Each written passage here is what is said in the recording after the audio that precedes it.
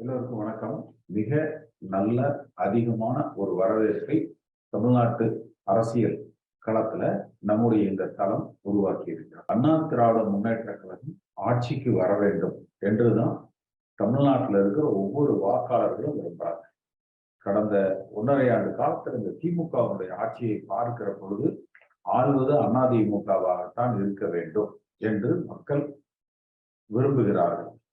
பிரச்சனை என்னன்னா, அப்படி அதிமுகவுக்கு வாக்களிக்க விரும்புகிற மக்களை ஒரு சேர ஒருங்கிணைத்து இரட்டைலை சின்னத்தில் பெறுவதற்கு அதிமுகவில் இருக்கிற இன்றைக்கு தலைமை பொறுப்பு என்று சொல்லிக் கொண்டிருக்கிற இந்த முன்னாள் அமைச்சர்கள் அதற்கு தயாராக இருக்கிறார்களா என்பதுதான் ஒரு மிகப்பெரிய கேள்வி.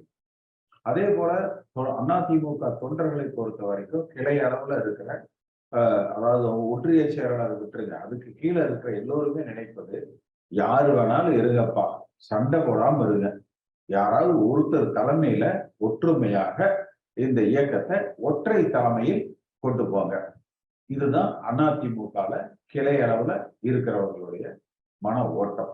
ஏன்னா அவர்களுக்கு தலைமையில இருக்கிறவங்க தான் ஆட்சியை பிடிச்சோமா, மந்திரி ஆனமா, குடும்பத்துக்கு எவ்வளவு சம்பாதிச்சோம், கான்ட்ராக்டர், பினாமி, இதெல்லாம் கிளையளவுல இருக்கிறவங்களுக்கு அந்த ஊர்ல அவர்கள் அங்கம் வகிக்கிற கட்சி செல்வாக்கு மிகுந்த கட்சியாக இருக்கிறதா, அதிக வாக்குகளை பெறுகிற கட்சியாக இருக்கிறதா என்பதுதான் அவர்களது அளவுகோல். அப்ப மக்கள் செல்வாக்கு பெற்ற அதிமுக ஒவ்வொரு இடத்துலையும் தலைமையில ஏற்படுகிற குழப்பம் என்பது மக்களிடத்துல ஒரு மன மாற்றத்தை உண்டாக்கிவிடக் கூடாது என்று அவர்கள் அஞ்சுகிறார்கள். அப்ப பிரச்சனை ஒற்றை தலைமை தேவை, எல்லோரும் ஒருங்கிணையணும்னு எல்லாரும் பேசுறாங்க. ஓபிஎஸ் பேசுறாரு, சசிகலா பேசுறாங்க, எடப்பாடி பேசுறாரு, நம்ம பேசுறோம், எல்லாரும் பேசுறாங்க. ஆனா இதுல பிரச்சனை எங்கன்னா, யார் அந்த ஒற்றை தலைமை? ஓபிஎஸ் கேட்டா என்ன பாரு, அவர் தலைமையில தான் எல்லாரும் இணையணும் பாரு. சசிகலாவை கேட்டா அவங்க தலைமையில தான் இணையணும். தினகரனை கேட்டா அவங்க தலைமையில தான் இணையணும். அவங்க எடப்பாடியை கேட்டா எடப்பாடி பழனிசாமி தலைமையை ஏற்கிறவர்கள் வரலாம். இதுதான் அவர் சொல்றது. அப்ப அந்த இடத்துல சிக்கல். சரி, அடுத்து யார் அந்த தலைமையை தேர்ந்தெடுக்கிறது? சரி, எல்லோரும் விரும்புறாங்க. அப்ப அதை தேர்ந்தெடுக்கிற உரிமை யாருக்கு இருக்கு? அப்ப யார் அந்த உரிமையை படைத்தவர்கள், யார் அந்த தலைமையை தேர்ந்தெடுக்க வேண்டும்? இதுதான் அதிமுக தொண்டர்கள் மத்தியில இருக்கக்கூடிய மிகப்பெரிய கேள்வி, பொதுமக்களிடத்துல இருக்கிற மிகப்பெரிய கேள்வி. நம்முடைய நிலைப்பாடு என்பது புரட்சி தலைவர் எம்ஜிஆர் வழியில் அவருக்கு பின்னால இந்த இயக்கம் எப்படி வழிநடத்தப்பட வேண்டும் என்பதற்கு 80% அதிமுக தொண்டர்கள் யாரை ஏற்றுக்கொள்கிறார்களோ, யாரை ஆதரிக்கிறார்களோ, இன்னும் சொல்ல போனா அவருடைய உயிர்ல என் போன்றவர்கள் புரட்சி தலைவர் எம்ஜிஆரோடு பயணிக்கிற பொழுது அன்றைய தேதியில 1987ஆம் ஆண்டு அவரோடு பயணித்தவர்களில் 80% பேர் யாரை ஆதரிக்கிறார்களோ அவர்கள் தலைமை பொறுப்புக்கு வர வேண்டும் என்றுதான் சொல்றாரு. அப்ப அன்றைக்கு எடப்பாடி பழனிசாமி கட்சியில் உறுப்பினராக கிடையாது, ஓ பன்னீர்செல்வமும் கட்சியில் உறுப்பினராக கிடையாது, தினகரன் ஆளுக்கு அதிமுகவுக்கு சம்பந்தமே கிடையாது, சசிகலாவுக்கும் அன்றைக்கு அதிமுக அவங்க உறுப்பினர்களே கிடையாது. இவங்க எல்லோரும் அதிமுகவுக்குள்ள வந்ததே புரட்சி தலைவர் எம்ஜிஆர் மறைவுக்கு பிறகு ஜே என்று அணிகள் பிளவுபட்ட பொழுது அந்த சமயத்துலதான் எடப்பாடி பழனிசாமி ஜே பேரவை அப்படிங்கிற அந்த ஒரு கிளை அமைத்து அதுல வர்றாரு. அதே போலத்தான் சசிகலா, தினகரன் இவங்கெல்லாம் அப்பதான் ஜே பிளவின் பொழுதுதான் அவர்கள் பாய்ஸ் கார்டனுக்குள்ளேயே வர்றாங்க. அதுக்கு முன்னாடி வீடியோ கடைக்கு ஏதோ அம்மாவுக்கு கொண்டு போய் வீடியோ கேசட் கொடுக்கிறவங்களாகத்தான் இருந்தாங்க. அப்ப புரட்சி தலைவர் எம்ஜிஆர் வழியில் பயணிக்கிற நாம், எம்ஜிஆர் என்ன சொல்லி இருக்கிறாரோ இது அவருடைய கட்சி, அவர் உருவாக்கிய கட்சி. எம்ஜிஆர் மன்றங்கள் தான் அதிமுக கட்சியாக உருவெடுத்தது. எம்ஜிஆரை விரும்புகிறவர்கள் தான் அதிமுக தொண்டர்களாக, கிளைக்கழக பொறுப்பாளர்களாக, ஒன்றிய நகர பொறுப்பாளர்களாக, வாக்காளர்களாக அதிமுக என்கிற கட்சிக்கு ஆலமரமாய் தூணாய் நின்று தாங்கி பிடிச்சாங்க. அப்ப நம்முடைய குறிக்கோள் என்பது அந்த தொண்டர்களால் அந்த தலைமை தேர்ந்தெடுக்கப்பட வேண்டும். இதைத்தான் அவருடைய உயிர் மட்டும் அல்ல, கட்சியினுடைய விதிகள், பைலா, அதுலயும் புரட்சி தலைவர் எம்ஜிஆர் அவர்கள் இதே அழுத்தம் திருத்தமாக இந்த ஒரு விதியை அவரே தன் கைப்பட எழுதியிருக்கார். அவர் எழுதுறது காரணம் என்னன்னா, திமுகவில் அவர் பொதுக்குழுவால நீக்கப்பட்டார்.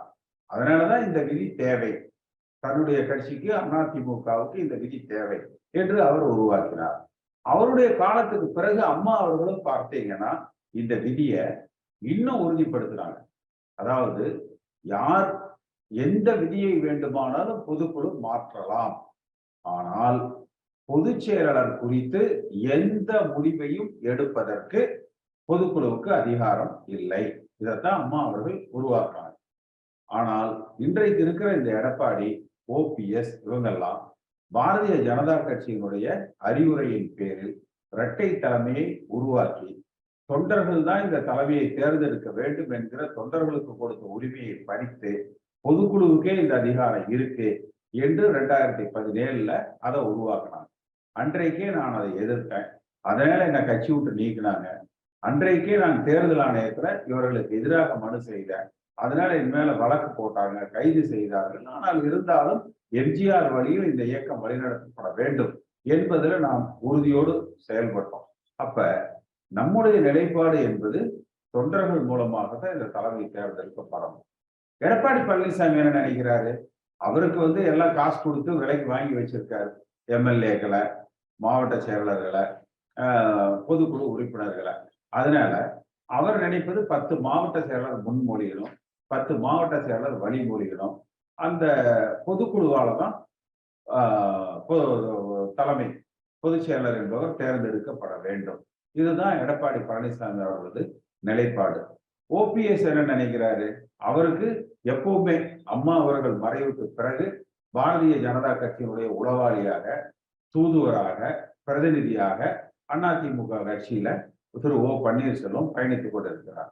அவர் சொல்றது, பாஜக பார்த்து யாரை பரிந்துரை செய்கிறார்களோ, யாரை ஏற்றுக்கொள்கிறார்களோ அவர்கள் தலைமையில் அதிமுக செயல்பட வேண்டும். இதுதான் ஓ பன்னீர்செல்வம் அவர்களது நிலைப்பாடு. இந்த சசிகலா தினகரன் அவங்க பார்த்தீங்கன்னா அது வேற லெவல். நீங்க புரட்சி தலைவர் எம்ஜிஆருக்கு அவரது அண்ணன் மகள் லீலாவதி சிறுநீரக மாற்று அறுவை சிகிச்சைக்காக தன்னுடைய ஒரு கிட்னியை கொடுத்தார். ஆனால் புரட்சி தலைவர் எம்ஜிஆர் அவர்கள் அல்லது அதிமுக கட்சி அவரை தலைவரை ஏற்றுக்கணும், அவரை அது மாதிரி எல்லாம் எதையும் சொல்லலை யாரும். அப்போ அதை விட மிகப்பெரிய தியாகத்தையே அம்மாவுக்காக சசிகலா செஞ்சுட்டார். சசிகலா அவர் அம்மாவோட இருந்து இவங்க குடும்பம் பல லட்சம் கோடிகளை சம்பாதிச்சாங்களே ஒழிய கட்சிக்கு என்ன பிரயோஜனம் ஆச்சு? வேணா அம்மாவுக்கு கூட உதவியாளரை போல இருந்தார்னு வச்சுக்கங்க. அப்ப இவர் செய்த தியாகம் பெரிதா, இல்ல அந்த லீலாவதி அவர்கள் புரட்சி தலைவர் எம்ஜிஆருக்கு செய்த தியாகம் பெரிதா? அது அப்ப அவங்க சசிகலா என்ன நினைக்கிறாங்க, அம்மாவுக்கு கூட நான் இருந்தேன், அப்ப அதற்கப்புறம் இந்த தலைமை என்பது சசிகலாவுக்கு வேணும்னு நினைக்கிறாங்க. தினகரனை பொறுத்த வரைக்கும் மன்னர் ஆட்சி முறை காலத்துல போல நான் தான் அடுத்த இளவரசர், அதனால இந்த கட்சியில தலைமை எனக்கு தான் வரணும் என்று நினைக்கிறாங்க. அப்ப இதுல இந்த இயக்கத்துக்கு புரட்சி தலைவர் எம்ஜிஆர் நோக்கத்துக்கு, அம்மா அவர்களின் விருப்பத்துக்கு, மீண்டும் ஆளுகிற கட்சியாக இந்த இயக்கம் உருவாவதற்கு, தொண்டர்கள் நலன் பாதுகாப்பதற்கு, உரிமைகள் பாதுகாப்பதற்கு இந்த இயக்கம் தொண்டர்களால் ஒரு தலைமை தேர்ந்தெடுக்கப்பட வேண்டும் என்பதை தான் நம்ம வலியுறுத்துறோம். கூடவே நம்ம இந்த உட்கட்சி பிரச்சனை மட்டுமல்ல, இந்த திமுக அரசாங்க மக்கள் விரோத போக்கு எங்கெங்கெல்லாம் சாமானிய மக்கள் பாதிக்கப்படுகிறார்களோ, தமிழ்நாட்டு மக்களது நலனுக்கு எதிராக பாரதிய ஜனதா கட்சி செயல்படுகிறதோ, திமுக எந்த இடத்துல எல்லாம் லஞ்சம், ஊழல், அத்துமீறல்கள், அராஜகம் நடக்குதோ அதையெல்லாம் நம்முடைய இந்த தளத்துல நம்ம அதை பதிவு செய்யலாம், கட்டணம் தெரிவிக்கலாம். நிச்சயமா எல்லா பத்திரிகையாளர்களும் இதை கவனிக்கிறார்கள். எல்லா அரசியல் கட்சி, மத்திய அரசாங்கம், மாநில அரசாங்கம் எல்லோரும் இதை கவனிக்கிறாங்க.